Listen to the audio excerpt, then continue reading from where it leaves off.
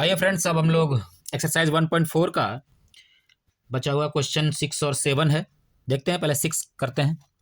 Question number 6 है और exercise है 1.4।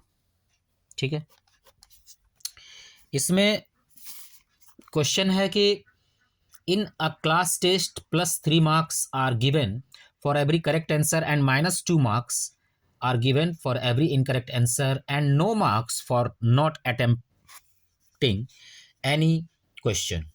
Radhika scored 20 marks. If she has got 12 correct answers, how many questions has she attempted incorrectly? कोई test हुआ है, उसमें +3 मार्क्स हर एक सही आंसर के लिए दिया जाता है और -2 मार्क्स हर एक गलत आंसर के लिए। तो राधिका नाम की कोई स्टूडेंट है, उसका स्कोर 20 मार्क्स का है। ठीक है, तो और उसने 12 करेक्ट आंसर दिए हैं, तो इनकरेक्ट आंसर का नंबर पूछा गया है। ठीक है, तो सबसे पहले ये लिख लेते हैं कि राधिका का मार्क्स आया कितना है। ठीक है, राधिका स्कोर्ड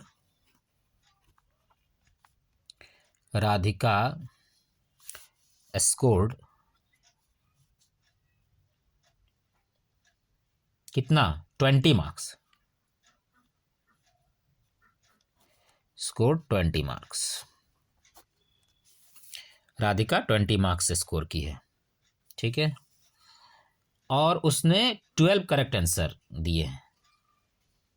ठीक है, she has got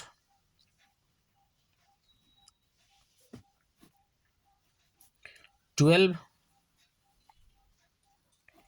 correct answers. उसने कितने? 12 करेक्ट आंसर दिए हैं। ठीक है, और आया है सिर्फ 20 मार्क्स। 12 करेक्ट आंसर के बेस पर उसको आना चाहिए था कितना मार्क्स? 36 मार्क्स आना चाहिए था। कैसे आना चाहिए था 36 मार्क्स? क्योंकि उसको +3 मार्क्स सही आंसर के लिए मिलता है, पर हर एक करेक्ट आंसर के लिए उसको +3 मार्क्स मिलने हैं। ठीक है, चूंकि फॉर एवरी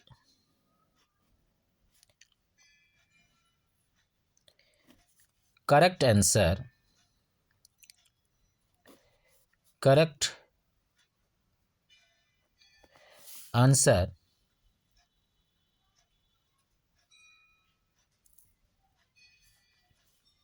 marks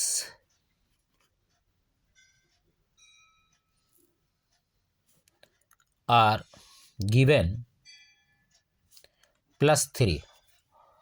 ठीक है, मार्क्स कितना दिया गया है? +3। तो 12 करेक्ट आंसर के लिए therefore marks for 12 correct answer, 12 correct answers is equal to 12 multiply by plus का 3, पॉजिटिव 3, वो 3 यहाँ वो प्लस दिखाने का जरूरत नहीं है। तो होना चाहिए था कितना? 36 मार्क्स फॉर 12 करेक्ट आंसर। ठीक है, लेकिन उसको आया है 20 marks, but she gets 20 marks. But she gets 20 marks.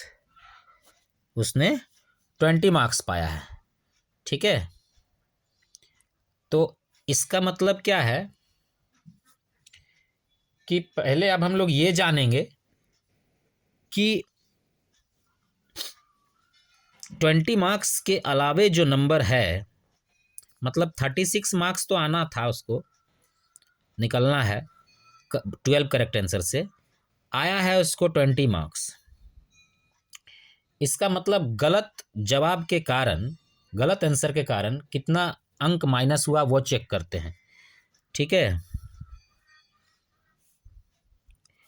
तो डिफरेंस कितना का आ रहा है?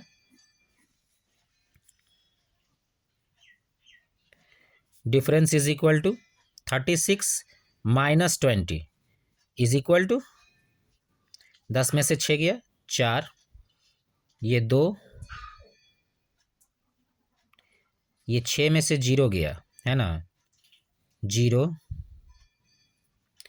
और ये 3 में से 2 गया 1। ठीक है, ये 36 है और ये 20 है। 6 में से 0 जाएगा तो ये 6 बचेगा। ठीक है, ये गलत लिखा हुआ है। 6 में से 0 जाएगा तो 6 बचेगा, और ये 3 में से 2 जाएगा तो ये 1 बचेगा। यानी 16 मार्क्स का अंतर आ रहा है। ये कितने का आ रहा है? 16 मार्क्स का अंतर आ रहा है। इसका मतलब है कि ये 16 मार्क्स जो है वो गलत जवाब के कारण आया है, तभी तो माइनस हो गया। तो 16 मार्क्स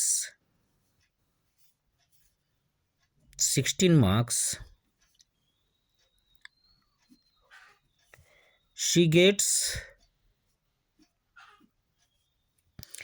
16 marks for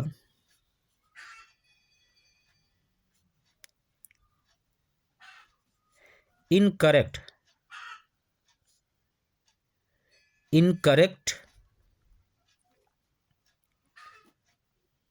आंसर्स।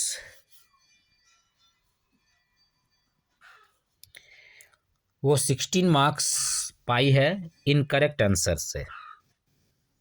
ठीक है, और ये 16 मार्क्स जो होगा ये हर एक इनकरेक्ट आंसर के लिए जब वो -2 मार्क्स पाएगी तब वो होगा। ठीक है, यानी कि -16 मार्क्स वो पाई होगी। ठीक है, ये हम लोगों का डिफरेंस 16 आया है, लेकिन दरअसल -16 किया गया है किस में से? टोटल 36 में से। और वो -16 कब आएगा? जबकि उसको इनकरेक्ट आंसर से -16 मार्क्स मिला होगा। ठीक है, तो इसका मतलब -2 मल्टीप्लाई बाय कितना? -2 मल्टीप्लाई बाय कितना इज इक्वल टू क्या? -16। ठीक है, -16। तो मान लेते हैं कि इसी से पता चलेगा कि वो कितना इनकरेक्ट आंसर दी है, क्योंकि इनकरेक्ट आंसर के नंबर से जब इनकरेक्ट आंसर से मिलने वाला मार्क्स को मल्टीप्लाई करेंगे तो -16 आना है। ठीक है, क्योंकि -16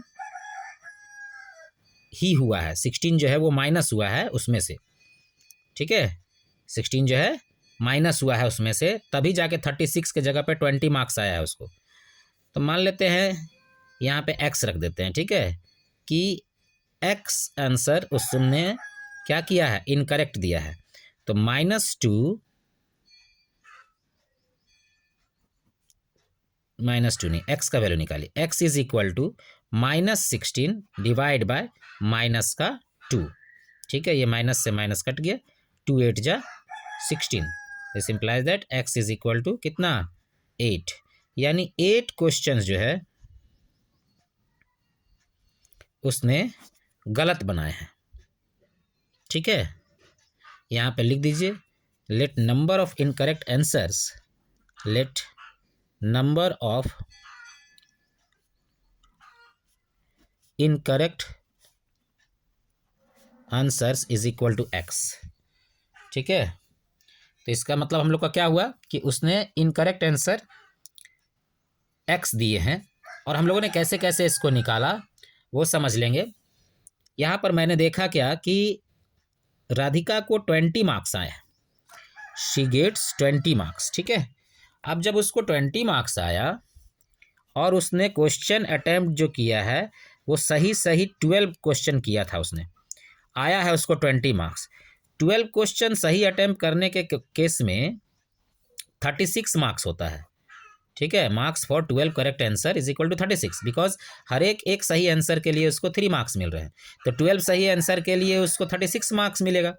ठीक है, बट सी गेट्स 20 मार्क्स, लेकिन उसे 20 मार्क्स मिला है, 36 मार्क्स की जगह 20 मार्क्स मिला है।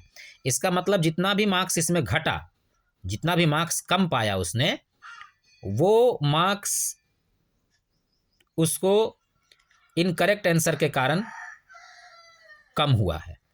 तो पहले ये जानेंगे कि कितना मार्क्स कम हुआ है, तो वो चीज़ हमें डिफरेंस निकालने से पता चल जाएगा कि आना था उसको इतना और आया है उसको इतना, यानी 36 आना था, 20 आया है, तो यानी कितना मार्क्स नहीं आया, कितना मार्क्स उसका कट गया, वो हो गया 36 minus 20 is equal to 16 marks उसका कटा है। यानी ये 16 मार्क्स उसको गलत जवाब देने के कारण माइनस हुआ होगा। ठीक है, तो जब ये 16 मार्क्स उसको गलत जवाब देने के कारण माइनस हुआ, तो इसलिए हम लोगों ने यहाँ स्टेटमेंट में दिया है कि C get 16 marks for incorrect answer. उसने 16 मार्क्स जो है इनकरेक्ट आंसर के लिए पाया है। यहाँ पे आप माइनस लिख दीजिए तो ज़्यादा अच्छा रहेगा, माइनस 16 मार्क्स, क्योंकि यही माइनस 16 को ऐड किया जाएगा उस प्लस 36 के साथ में। ठीक है, तो माइनस होकर के जवाब आएगा। तो इसमें क्या है, सी गेट्स माइनस 16 मार्क्स, जाहिर सी बात है माइनस 16 मार्क्स वो गलत जवाब से पाई है, तभी ये माइनस 16 मार्क्स जब 36 के साथ ऐड होगा, यानी क्या होना था, 36 उसको आता करेक्ट आंसर के लिए, ठीक है, लेकिन उसके जगह पे उसको 20 आया है। ठीक है, तो इस 36 मार्क्स में क्या किया गया है, प्लस का माइनस 16 ऐड किया गया है।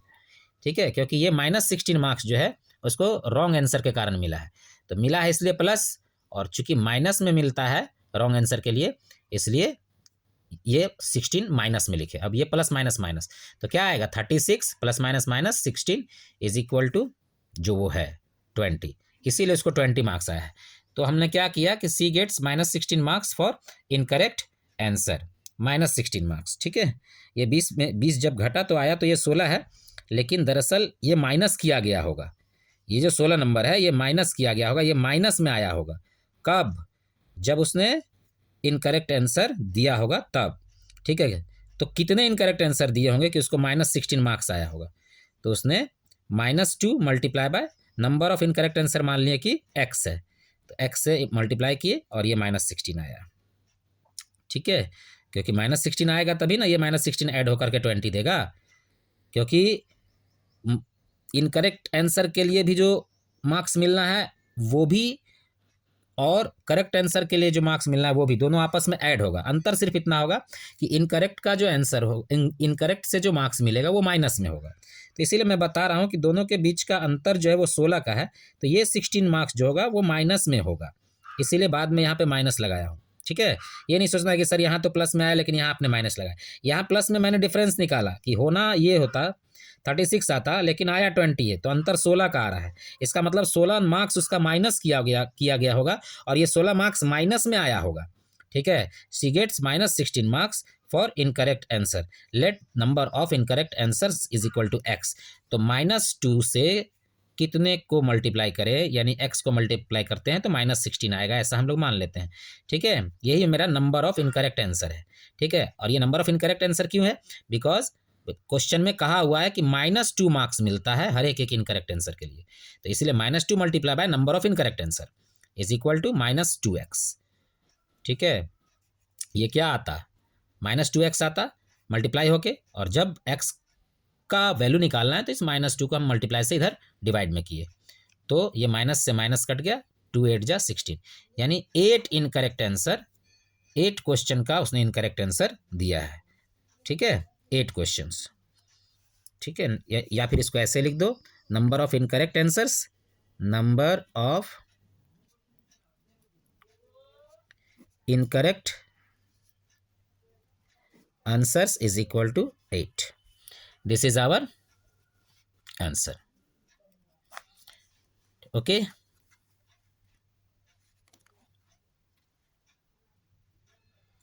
आप लोगों को अच्छे से समझ में आ रहा होगा, आशा करता हूँ। किसी तरह की कोई प्रॉब्लम हो तो शेयर करेंगे। Thank you.